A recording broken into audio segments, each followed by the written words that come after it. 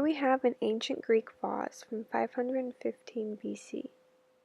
It is a calyx crater called the Euphronios crater or Sarpedum crater, and was essentially a bowl used to mix water and wine.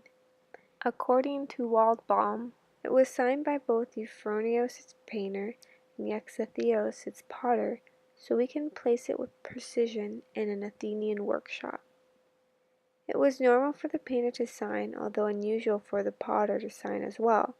This could mean that it was Eustathios' finest work.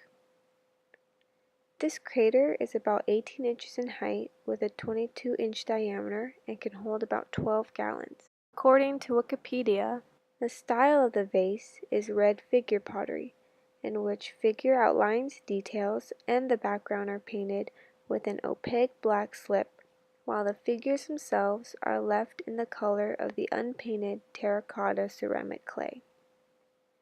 The painted scene on the front of the crater depicts the death of Sarpedon, a hero from Homer's Iliad and the son of Zeus and Laodamia. With Sarpedon is Hermes standing in the center, who is directing Hypnos and Thanatos, or sleep and death, to carry Sarpedon home for burial. The illustration on the back of the crater depicts Athenian youths arming themselves for battle. An important detail to note is the figures on the crater are all on single ground line and in profile view. This probably has to do with the style of art during this time, a style called pioneer group. Thus the figures have this naturalistic style, using all the pioneer group's characteristic techniques of anatomical accuracy, natural poses, foreshortening, and spatial illusion. The crater was indicated to be looted from an Etruscan tomb. It was then sold to the Metropolitan Museum of Art in New York City. Although since the looting and selling of the crater was illegal, the vase is now returned to its place of origin in Italy, more specifically in the Archaeological Museum of Cerveteri. It is located in Santo Domingo de Silos village, which is in southern part of Burgos province in northern Spain.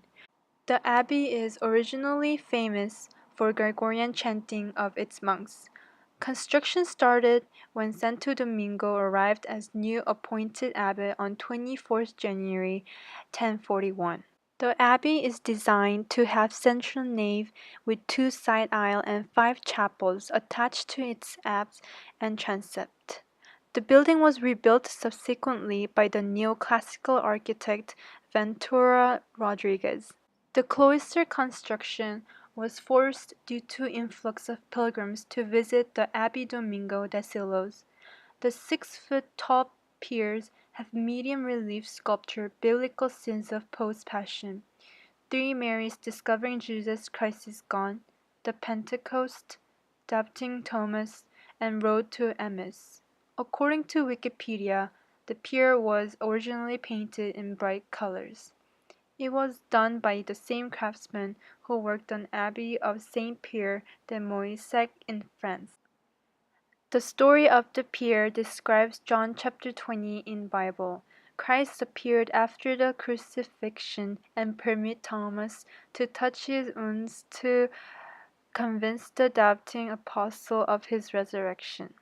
Christ's outstretched right arm formed strong diagonal, then bisect the space between his hallowed head and that of Thomas in the lower left.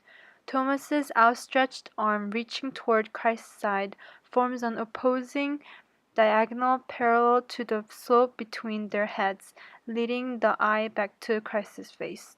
Organization of the composition is shown in the sculpture by Christ being larger than his disciples and placed off-center in the left foreground. Mass presence of other apostles witnessed the miracle gives visual weight to the scene through rhythmic repetition of form. There are miniature buildings and musicians crown the arch over apostles' head. Use lively forms of buildings and musicians from medieval life to frame the biblical history, just as medieval preachers used elements of daily life in their sermons to provide a context for biblical messages. The carved portal in the abbey is the innovation of Romanesque art. Other churches, such as in Spain, France, and Burgundy, started the depiction on portals of church. According to Stockstad, it happened since Roman Empire ended. A combination of biblical narrative, legends, folklore, history, and symbolism represent the first attempt at large-scale architectural sculpture. Wood or metal doors are surrounded by elaborate stone sculpture arranged in zones to fit the architectural elements of Romanesque art.